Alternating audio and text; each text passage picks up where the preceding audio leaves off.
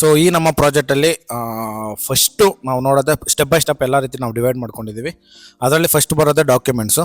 So ಎಲ್ಲ ರೀತಿ documents ಯಾವುದೇ ಅವೈಲಬಲ್ ಇರುತ್ತೋ ಎಲ್ಲ ರೀತಿ ಡಾಕ್ಯುಮೆಂಟ್ಸು ನಮ್ಮ ಹತ್ರ ಇದೆ. ನಾವು ಅದನ್ನು ಪ್ರೊವೈಡ್ ಮಾಡ್ತೀವಿ ನಮ್ಮ ಹತ್ರ ಬೈ ಮಾಡೋ ಕಸ್ಟಮರ್ಗೆ. ಸೊ ಅದಾದಮೇಲೆ ಟ್ರಾನ್ಸ್ಫಾರ್ಮರು, ಆಮೇಲೆ ಟಿ ಸಿಗೂ ಅಷ್ಟೇ, ಯಾವುದಕ್ಕೆ ಪರ್ಮಿಷನ್ ಲೆಟರಿಂದ ಹಿಡ್ಬಿಟ್ಟು ಬೋರ್ವೆಲ್ಗೂ ಅಷ್ಟೇ ಪರ್ಮಿಷನ್ ಲೆಟರ್ ಬರುತ್ತೆ. ಪರ್ಮಿಷನ್ ಲೆಟರ್ಸಿಂದ ಹಿಡಿದು ಅದನ್ನು ಪರ್ಚೇಸ್ ಮಾಡಿರೋದು, ಅದಕ್ಕೆ ಪೇ ಮಾಡಿರೋದು, ಬಿಲ್ಸು, ಎಲ್ಲ ರೀತಿ ಡಾಕ್ಯುಮೆಂಟ್ಸ್ ಕೂಡ ಅವೈಲಬಲ್ ಇರುತ್ತೆ.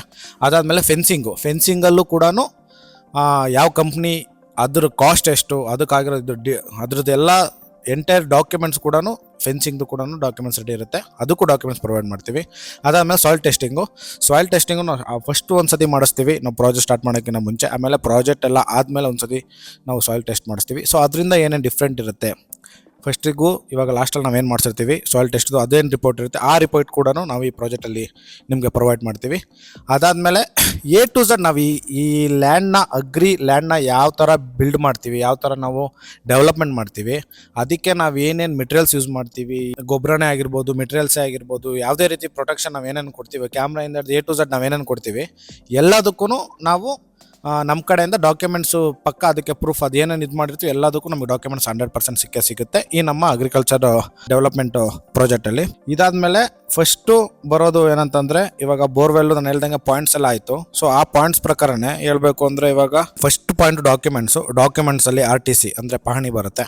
ಅದಾದಮೇಲೆ ಮದರ್ ಡೀಡು, EC, ಆಮೇಲೆ ಅದ್ಬಸ್ತು, ನಾವು ಏನು ಅದ್ಬಸ್ತ್ ಮಾಡಿಸಿರ್ತೀವಿ ಪ್ರಾಪರ್ಟಿದು ಅದ್ಬಸ್ತ್ ಅಂದರೆ ಪಾಯಿಂಟ್ ಟು ಪಾಯಿಂಟ್ ಬಂದು ಅಳೆದ್ಬಿಟ್ಟು ಎಷ್ಟು ಕುಂಟೆಸ್ ಎಷ್ಟು ಎಕ್ರೆಸ್ ಇರುತ್ತೋ ಅದ್ರ ಬಗ್ಗೆ ಇನ್ಫಾರ್ಮೇಷನ್ ಇರುತ್ತೆ. ಆ ದಾಖಲೆಯನ್ನು ಪ್ರೊವೈಡ್ ಮಾಡ್ತೀವಿ. ಮತ್ತು ಬೋರ್ವೆಲ್ದು ಪರ್ಮಿಷನ್ ಲೆಟರ್ ಪ್ರೊವೈಡ್ ಮಾಡ್ತೀವಿ. ಟ್ರಾನ್ಸ್ಫಾರ್ಮರ್ದು ಡಾಕ್ಯುಮೆಂಟ್ಸ್ ಏನು ಬರುತ್ತೆ ಅದಕ್ಕೂ ಪರ್ಮಿಷನ್ ಲೆಟರ್ಸ್ ಎಲ್ಲ ಇರುತ್ತೆ, ಅದನ್ನು ಪ್ರೊವೈಡ್ ಮಾಡ್ತೀವಿ. ಅದಾದಮೇಲೆ ಸೇಲ್ ಡೀಡ್ ಇರುತ್ತೆ, ಸೇಲ್ ಡೀಡ್ ಕೂಡ ನಾವು ಪ್ರೊವೈಡ್ ಮಾಡ್ತೀವಿ.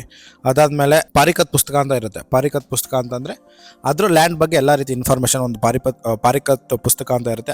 ಅದರಲ್ಲಿ ಎಲ್ಲ ರೀತಿ ಇನ್ಫಾರ್ಮೇಷನ್ ಇರುತ್ತೆ, ಅದನ್ನು ಪ್ರೊವೈಡ್ ಮಾಡ್ತೀವಿ.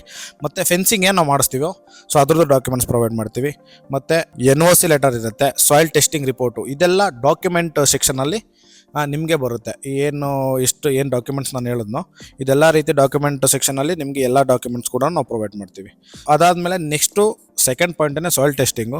ಸೊ ಸಾಯಿಲ್ ಟೆಸ್ಟಿಂಗು, ಸಾಯಿಲ್ದು pH ಲೆವೆಲ್ಲು, ಏನು ಸಾಯಿಲ್ pH ಲೆವೆಲ್ಲು ಒಂದು ಫಲವತ್ತಾಗಿರುವಂತಹ ಅಗ್ರಿಕಲ್ಚರ್ ಲ್ಯಾಂಡ್ಗೆ 6 to 7.5 pH ಮೇಂಟೈನ್ ಆಗುತ್ತೆ. ಸೊ ಅದನ್ನು ಕ್ಲೀನಾಗಿ ನಾವು ಮೇಂಟೈನ್ ಮಾಡಬೇಕು ಅನ್ನೋದೇ ನಮ್ಮ ಉದ್ದೇಶ.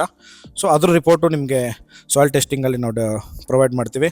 ಆರ್ಗ್ಯಾನಿಕ್ ಕಾರ್ಬನ್ನು ಮತ್ತು ನೈಟ್ರೋಜನ್ನು, ಪೊಟ್ಯಾಸಿಯಮ್ಮು, ಸೊ ಸಾಯಿಲ್ ಟೆಸ್ಟಿಂಗಲ್ಲಿ ಇವೆಲ್ಲ ರೀತಿ ಇನ್ನೂ ಇದ್ರಲ್ಲಿ ನಾವು ಮೇನ್ ಅಷ್ಟೇ ಪಾಯಿಂಟ್ ಮಾಡ್ಕೊಂಡಿದ್ದೀವಿ. ಅದರಲ್ಲಿ ಇನ್ನೂ ಕೆಲವೊಂದು ರೀತಿಯಾಗಿರೋಂಥ ಎಲ್ಲ ಇನ್ಫಾರ್ಮೇಷನ್ಸ್ ಇರುತ್ತೆ, ಅದನ್ನು ನಾವು ನಿಮಗೆ ಡಾಕ್ಯುಮೆಂಟ್ ಮುಖಾಂತರ ಪ್ರೊವೈಡ್ ಮಾಡ್ತೀವಿ. ಸೊ ಅದಾದಮೇಲೆ ನೆಕ್ಸ್ಟ್ ಬರೋದೇ borewell and TC permission. Borewell and TC ಪರ್ಮಿಷನಲ್ಲಿ ಆವಾಗಲೇ ಹೇಳ್ದಂಗೆ TCದು ಪರ್ಮಿಷನ್ ಲೆಟರು, ಬೋರ್ವೆಲ್ಗೆ ಪರ್ಮಿಷನ್ ಲೆಟರ್ ಬರುತ್ತೆ ಅದು.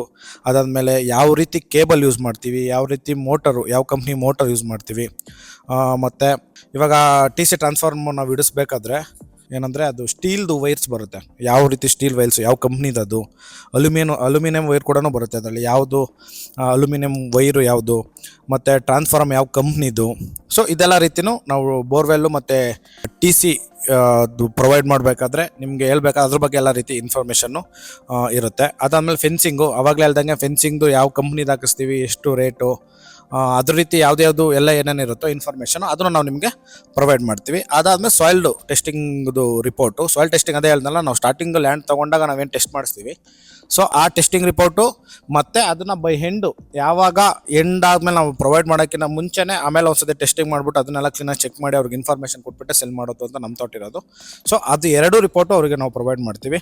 ಸೊ ಇದಕ್ಕೆ ನಾವು ಈಗ ನಾವು ಸಾಯಿಲ್ನ ಡೆವಲಪ್ಮೆಂಟ್ ಮಾಡೋದಕ್ಕೆ ಏನೇನು ಮಾಡ್ಬೋದು ಅಂತ ನೀವು ಕೇಳ್ಬೋದು.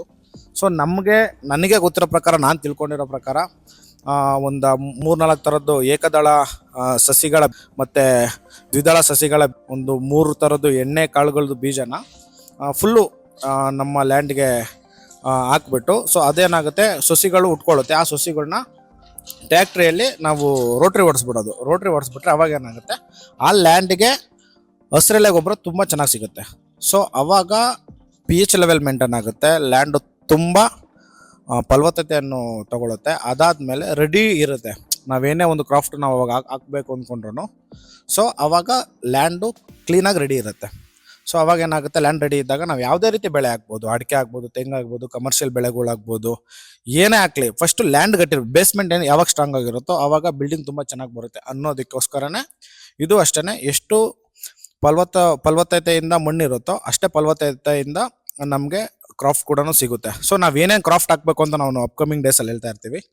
ಸೊ ಈಗಲೂ ನಾವು ಯಾವುದೇ ರೀತಿ ಇದನ್ನೇ ಹಾಕಬೇಕು ಅಂತ ಪರ್ಟಿಕ್ಯುಲರ್ ಆಗಿ ಮೆನ್ಷನ್ ಮಾಡೋದಕ್ಕೆ ಹೋಗಲ್ಲ. ಯಾಕಂದರೆ ನಾವು ತುಂಬ ಸರ್ಚ್ ಮಾಡಿ ಎಲ್ಲ ರೀತಿ ನೋಡಿಕೊಂಡು ಹಾಕೋದ್ರಿಂದ ಫಸ್ಟ್ ನಾವು ಲ್ಯಾಂಡ್ನೆಲ್ಲ ಡೆವಲಪ್ಮೆಂಟ್ ಮಾಡಿಕೊಂಡು ಲಾಸ್ಟಲ್ಲಿ ನಿಮಗೆ ಇದ್ರ ಬಗ್ಗೆ ಇನ್ಫಾರ್ಮೇಷನ್ ಕೊಡ್ತೀವಿ.